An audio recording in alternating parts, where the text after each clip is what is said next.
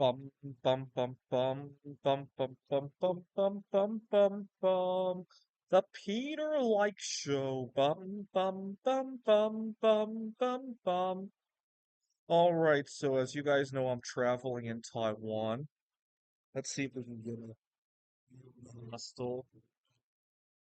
And what's really nice is that people are so connected to one another. We're willing to network with one another, almost like we're old time friends. I will sit down and talk to somebody, and it will be lost on both of us that we've only known each other 5 minutes.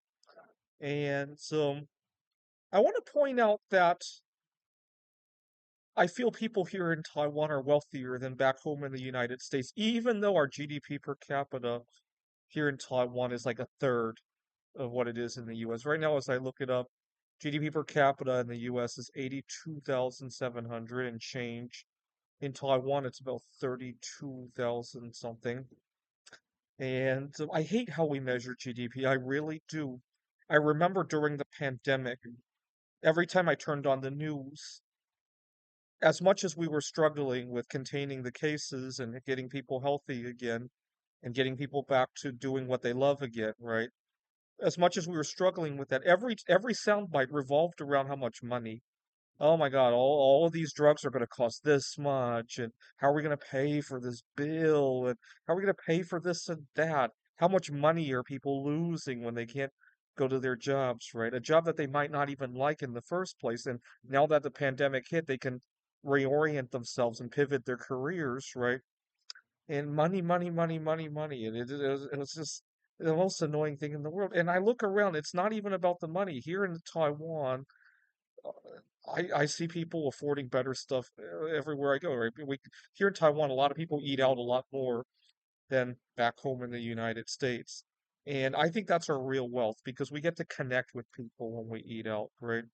Now, granted, the people working at the restaurants make a whole lot less, but that's okay because most of them still live with their parents, right? Over in the US, if you try, first of all, you can't because if you live with your parents, it's not like you can negotiate to work for less, right? And also, it's very frowned upon to live with your family because, well, I believe I remember reading somewhere that if you're over a certain age and you still live with your parents, the United States will consider you homeless for their statistics, right? I mean, it might qualify you for various welfare programs. I can't remember the details. I gotta look that up. I think it was what, 25 or 30, and you still live with your family. Yeah, there's a statistic about that. But so what? I'm glad to see that the average age of Americans moving out of their families' homes is higher. I actually think that's progress. Uh, but good luck explaining it to the average American. So here's what I would prefer to measure. What do I prefer to use as a metric of a country's well? Some people might say life expectancy. Some people might say disability adjusted life years, right? There's also you could take your years and adjust it for how able-bodied you are. But I think that misses another component. And to understand my metric, I was here 7 months ago for my grandmother's funeral, and for some reason, I felt compelled to. I asked my grandmother when she makes it to the other side to find out about who I belong with and all that. And after I made the ask, I felt compelled to reactivate a Bumble profile that I had not used in many years. Now, you got to understand, back home in the United States, a lot of people don't take good care of their bodies. They look very old by the time they're 20, 25. And so I have to lie about my age. I hate to admit this, but I have to lie about my age just to get somebody that's even on par with my physical body, right? Not necessarily on par with the number on my ID. To give you an idea of how young I look for my age, I was 29 years old at the time, and I had lied on Bumble saying I was 19. And when that didn't go far enough, I actually wrote in the profile on Bumble that I'm actually only 17.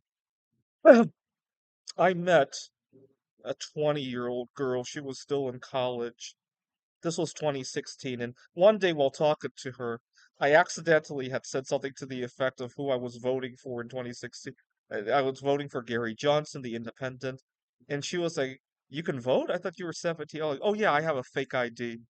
And I showed her my driver's license, which obviously said I was 29. There was no way she was going to believe I was 29 at the time. And so she looked at it. She's like, "Why do you lie about your age so much on your ID?"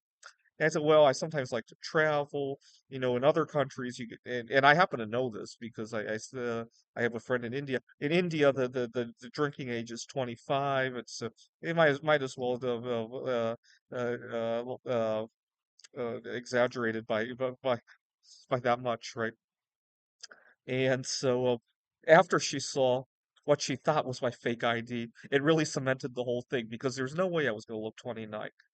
So when I got to Taiwan and I opened that Bumble profile and I started swiping, I realized, gee, why is everybody here so young? And then I realized in Taiwan, people actually take good care of themselves. So when they're 25, they look like they're 15. And so I had to create another profile, and I actually had to lie in the other direction, if you could believe it. And so, because I don't take good care of as good care of my body as people here in Taiwan. I sometimes abuse caffeine. I sometimes abuse food in general. I sometimes abuse staying up all night to write computer games, to make art. Most people here in Taiwan don't do that, right?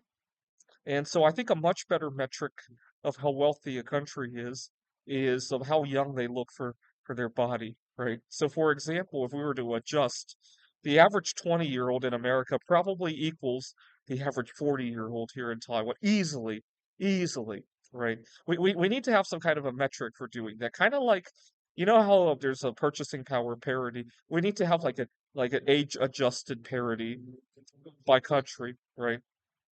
This is the Peter Like Show. Bum bum bum bum bum bum bum bum bum bum bum bum. The Peter Like Show. Bum bum bum bum bum bum bum.